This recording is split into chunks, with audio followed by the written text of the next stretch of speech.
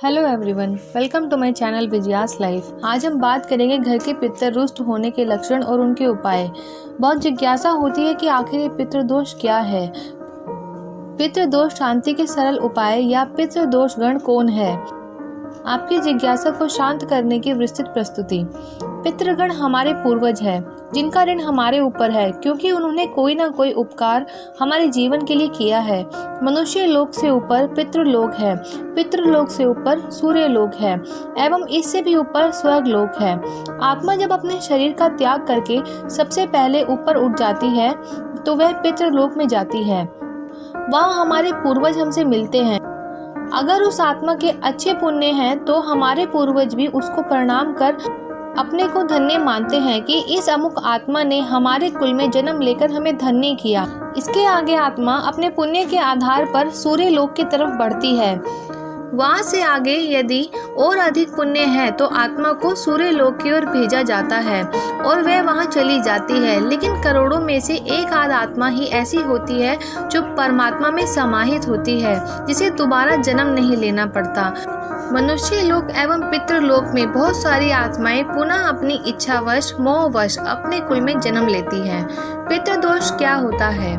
हमारे यही पूर्वज सूक्ष्म व्यापक शरीर में अपने परिवार को जब देखते हैं और महसूस करते हैं कि हमारे परिवार के लोग ना तो हमारे प्रति श्रद्धा रखते हैं और ना ही इन्हें कोई प्यार या स्नेह है और ना ही किसी भी अवसर पर ये हमको याद करते हैं, ना ही अपने ऋण चुकाने का प्रयास ही करते हैं, तो ये आत्माएं दुखी होकर अपने वंशजों को श्राप दे देती हैं, जिसे पितृदोष कहा जाता है।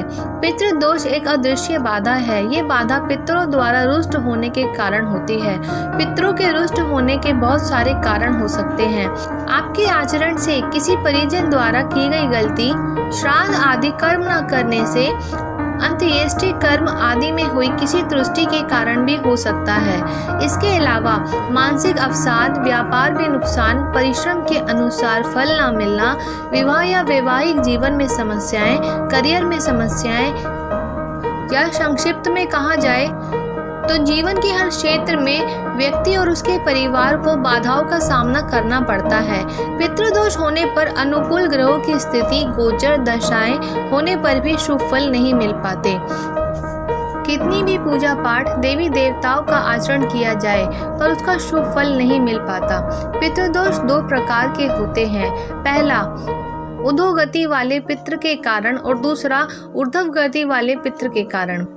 उधोगति वाले पितरों के दोषों का मुख्य कारण परिजनों द्वारा किया गया गलत आचरण की अतृप्त इच्छाएं, जायदाद के प्रति मोह और उसका गलत लोगों द्वारा उपभोग होने पर, विवाह आदि में परिजनों द्वारा गलत निर्णय, परिवार के किसी परिजन को अकारण कष्ट देने पर पितृ क्रोधित हो जाते हैं, परिवारजनों को श्राप दे देते हैं और अपनी शक्ति से नकारात्मक फल प्रदान करते हैं। ऊर्ध्व गति वाले पितृ सामान्यतः पितृदोष उत्पन्न नहीं करते, परंतु उनका किसी भी रूप में अपमान होने पर अथवा परिवार के पारंपरिक रीति रिवाजों का निर्वाह नहीं करने पर वे पितृदोष उत्पन्न करते हैं।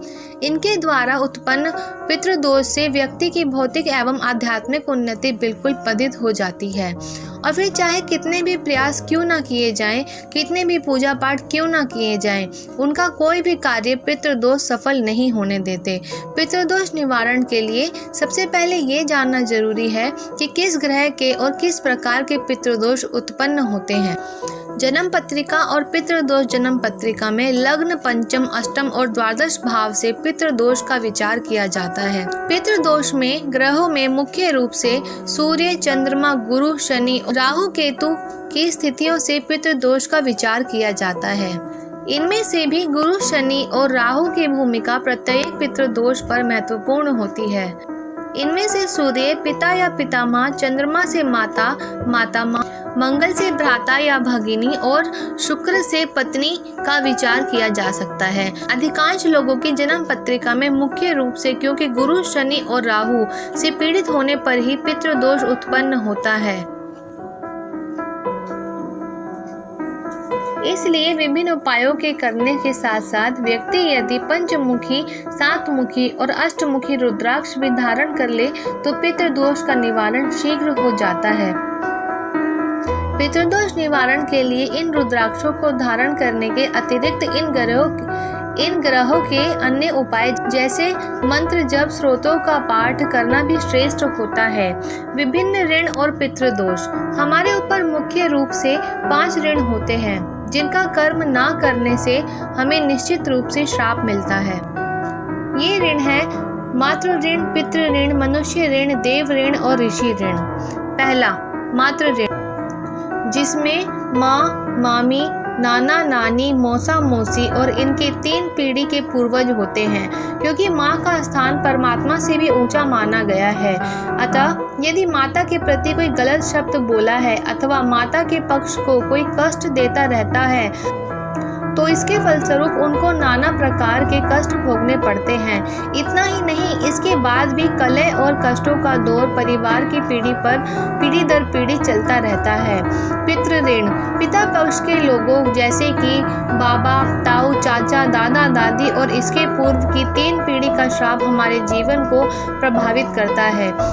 पिता हमें आकाश की तरह छत्र छाया देते हैं, हमारा जीवन भर पालन पोषण करते हैं और अंतिम समय तक हमारे सारे दुख खुद झेल लेते हैं।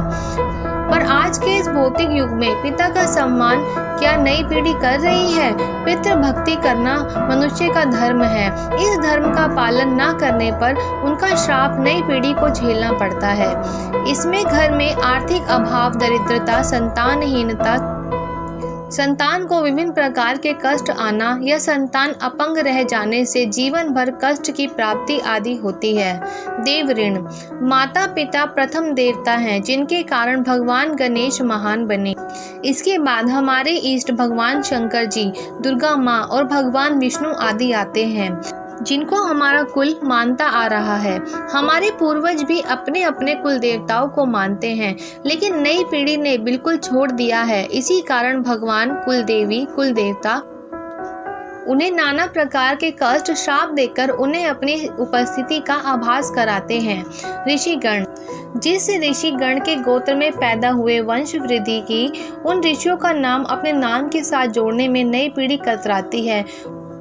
उनके ऋषि तर्पण आदि नहीं करती है, इसके कारण उनके घरों में कोई मांगलिक कार्य नहीं होते हैं, इसलिए उनका श्राप पीढ़ी दर पीढ़ी प्राप्त होता है। मनुष्य ऋण, माता पिता के अतिरिक्त जिन अन्य मनुष्यों ने हमें प्यार दिया, दुलार दिया, हमारा ख्याल रखा, समय समय पर मदद की गई, आदि पशुओं का दूध पिया, जिन अनेक मनुष्यों, पशु पक्षियों ने हमारी प्रत्यक्ष या अप्रत्यक्ष रूप से मदद करी, उनका ऋण भी हमारे ऊपर हो गया। लेकिन लोग आजकल गरीब, बेबस, लाचार लोगों की धन संपत्ति हरण करने में अपने को ज्यादा गौरवान्वित महसूस करते हैं। इसी कारण देखने में आया है कि ऐसे लोगों का पूरा परिवार जीवन भर नहीं बस पाता। वंशहीनता, संतान का गलत संगति में पड़ जाना, परिवार के सदस्यों का आपस में सामंजस्य न बन पाना, परिवार के सदस्यों का किसी असाध्य रोग से ग्रस्त रहना इत्यादि दोष उस परिवार से उत्पन्न होते हैं। ऐसे परिवार को पितृदोष युक्त या शापित परिवार कहा जाता है। रामायण में श्रवण कुमार के माता पिता के श्राप के कारण दशरथ के परिवार को हमेशा कष्ट झेलना पड़ा। इसीलिए परिवार की सर्व उन्नति के पितृदोषों का निवारण करना बहुत आवश्यक है। पितृ के रुष्ट होने के लक्षण। पितरों के रुष्ट होने के कुछ असामान्य लक्षण जो मैंने अपने निजी जीवन में अनुभव के आधार एकत्रित किए हैं, वे क्रमशः इस प्रकार हो सकते हैं। खाने में बाल निकलना। अक्सर खाना खाते समय यदि आपके भोजन में बाल निकलता है तो इसे नजरअंदाज ना करें। बहुत बार परिवार के किसी एक ही सदस्य के साथ होता है कि उसके खाने में बाल निकलता है। यह बाल कहाँ से आया, इसका कुछ पता नहीं चलता।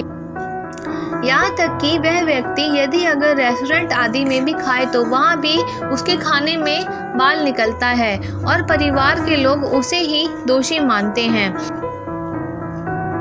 उसका मजाक उड़ाते हैं। बदबू या दुर्गंध। कुछ लोगों की समस्या रहती है कि उनके घर में दुर्गंध आती है, यह भी नहीं पता चल पाता दुर्गंध कहाँ से आ रही है।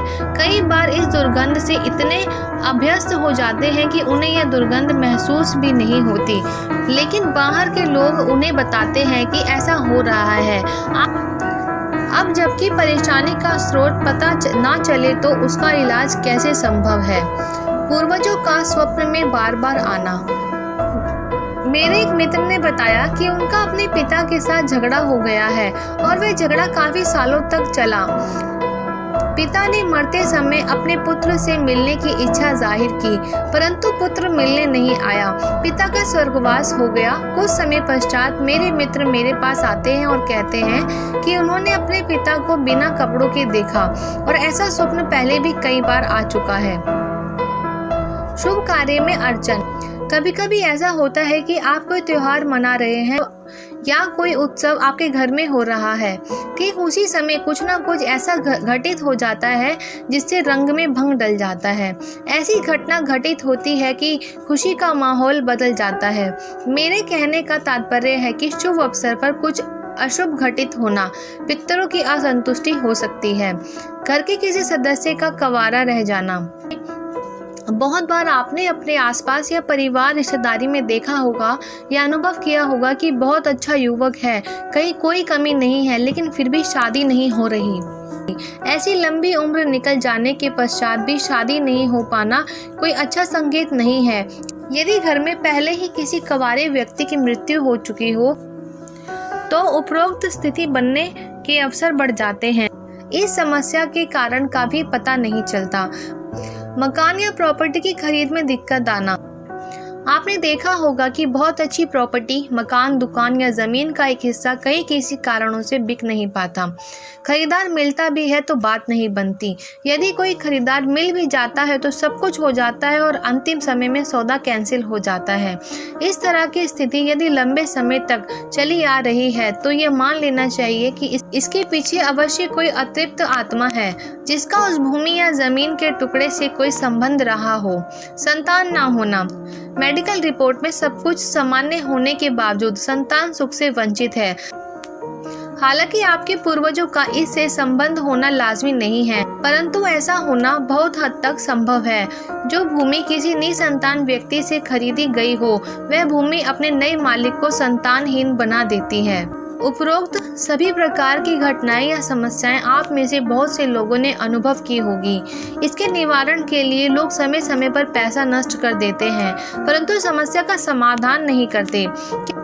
क्या पता हमारी इस जानकारी से ऐसे ही किसी पीड़ित व्यक्ति को कुछ प्रेरणा मिले। इसलिए निवारण भी स्पष्ट कर रही हूँ। पितृदोष के शांति के उपाय।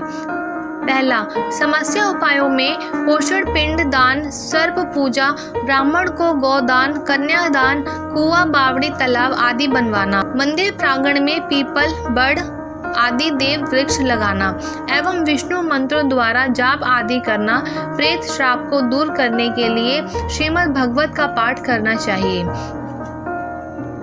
दूसरा, वेदों और पुराणों में पितरों की संतुष्टि के लिए मंत्र, स्तोत्र व सूतकों का वर्णन है जिसके नित्य पठन से किसी भी प्रकार की पितृ बाधा क्यों ना हो शांत हो जाती है। अगर नित्य पठन संभव ना हो तो कम से कम प्रत्येक 1 माह की अमावस्या को अश्विनी कृष्ण पक्ष अमावस्या अर्थात पितृपक्ष में अवश्य करना चाहिए। वैसे तो कुंडली में किसी प्रकार का पितृदोष है तो उस पितृदोष के प्रकार के हिसाब से पितृदोष शांति करवाना अच्छा होता है। तीसरा, भगवान भोलेनाथ की तस्वीर या प्रतिमा के समक्ष बैठकर या घर में ही भगवान भोलेनाथ का ध्यान कर निम्न मंत्र की 1 माला नित्य जाप करने से समस्त परिवार के पितृदोष, संकट, बाधा आदि शांत होकर शुभता की प्राप्ति होती है। मंत्र जाप प्रातः या सायंकाल कभी भी कर सकते हैं। ओम तत्पुरुषाय विघ्ने महादेवाय च धीमहि तन्नो रुद्र प्रचोदयात्। घर में कुआं हो या पीने का पानी रखने की जगह हो, उस जगह की शुद्धता को विशेष ध्यान रखें क्योंकि ये पितृ स्थान माना जाता है। इनके अलावा पशुओं के लिए पीने का पानी भरवाने तथा प्याव लगवाने अथवा आवारा कुत्तों को जलेबी खिलाने से भी पितृदोष शांत होता है। 5वां, अगर पितृदोष के कारण अत्यधिक परेशानी हो, संतान हानि हो या संतान को कष्ट हो तो किसी भी शुभ समय अपने पितरों को प्रणाम कर क्षमाप्रण होने की प्रार्थना करें और अपने द्वारा जाने अनजाने किए गए अपराध अपेक्षा के लिए क्षमा याचना करें। फिर घर अथवा शिवालय में पितृ गायत्री मंत्र का 1.25 लाख विधि से जप करवाएं। जाप के उपरांत ददांश हवन के बाद संकल्प लें कि इसका पूर्ण फल पितरों को प्राप्त हो। ऐसा करने से पितर अत्यंत प्रसन्न हो जाते हैं, क्योंकि उनकी मुक्ति का मार्ग आपने प्रशस्त किया होता है। पितृदोष की शांति हेतु ये उपाय बहुत ही अनुभूत और अचूक फल देने वाला देखा गया है कि किसी गरीब की कन्या के विवाह में गुप्त रूप से अथवा प्रत्यक्ष रूप से आर्थिक सहयोग करना, लेकिन यह सहयोग पूरे दिल से करना चाहिए, केवल दिखावे या अपनी बढ़ाई कराने के लिए नहीं। इससे पितृ अत्यंत प्रसन्न होते हैं, क्योंकि इसके परिणाम स्वरूप मिलने वाले पुण्य फल से पितरों को बल और तेज मिलता है, जिससे वह उधर्व लोगों की अरोगति करते हुए पुण्य लोक को प्राप्त होते हैं। अगर किसी विशेष काम को लेकर किसी परिजन की आत्मा पितृ दोष उत्पन्न नहीं करती है, तो ऐसी स्थिति में मोह को त्याग कर उनकी सद्गति के लिए गजेंद्र मोक्ष स्तोत्र का पाठ करना चाहिए। पितृ दोष दूर करने के अत्यंत सरल उपाय। इसके लिए संबंधित व्यक्ति को अपने घर के वायव्य कोण में नित्य सरसों के तेल में बराबर मात्रा में अगर का तेल मिलाकर दीपक पूरे पितृ पक्ष के नित्य लगाना चाहिए। दिया पीतल का हो तो ज़्यादा अच्छा है। दीपक कम से कम 10 मिनट नित्य जलना आवश्यक है। इन उपायों के अतिरिक्त वर्ष की प्रत्येक अमावस्या को दोपहर के समय गूगल की धुनी पूरे घर में सब जगह घुमाएं। शाम को अर्घ होने पर बाद में पितरों की निमित्त शुद्ध भोजन बनाकर एक डोने में सारी सामग्री रख किसी बबूल के वृक्ष अथवा पीपल या बड़ के जड़ में रखकर आएं। पीछे मुड़कर ना देखें।